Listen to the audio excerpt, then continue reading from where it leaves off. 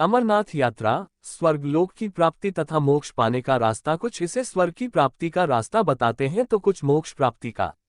लेकिन ये सच है कि अमरनाथ, अमरेश्वर आदि के नामों से विख्यात भगवान शिव के स्वयंभू शिवलिंगम के दर्शन, जो हिम से प्रत्येक पूर्णमासी को अपने पूर्ण आकार में होता है, अपने आप में दिल को सुकून देने वाले होते हैं। क्योंकि इतनी लंबी यात्रा करने तथा अनेक बाधाओं को पार करके अमरनाथ गुफा तक पहुंचना कोई आसान कार्य नहीं है। इसलिए प्रत्येक यात्री जो गुफा के भीतर हिमलिंगम के दर्शन करता है अपने आप को धन्य पाता है और बहुत ही भाग्यशाली समझता है, क्योंकि कई तो खड़ी चढ़ाइयों को देख ही वापस मुड़ जाते हैं आधे रास्ते से।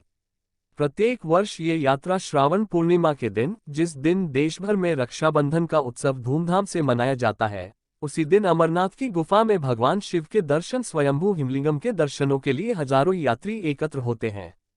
ये गुफा राजधानी शहर श्रीनगर तथा जम्मू से क्रमशः 140 तथा 326 किलोमीटर की दूरी पर तथा समुद्रतल से 13,500 फुट की ऊंचाई पर स्थित है।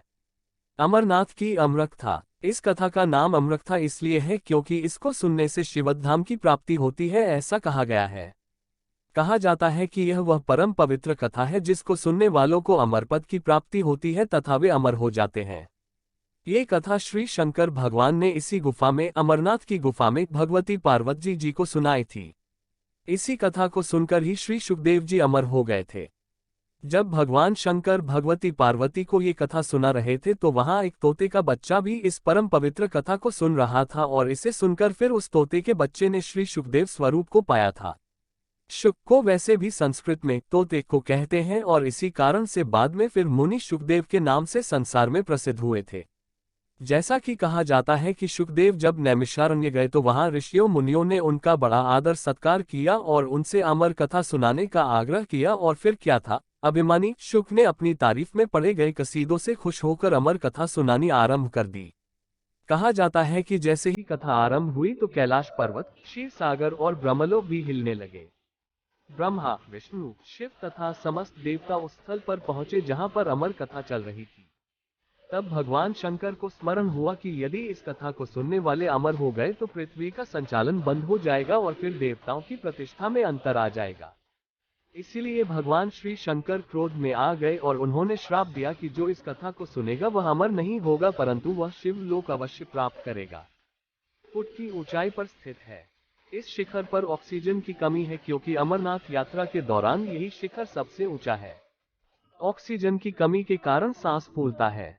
हालांकि स्थान स्थान पर चिकित्सा संबंधी सहायता भी उपलब्ध रहती है। शिखर पर चढ़ने के उपरांत पोषकथरी को पार करके 12,500 फुट की ऊंचाई पर भैरव पर्वत के दामन में है 5 नदियों अर्थात पंचतरणी।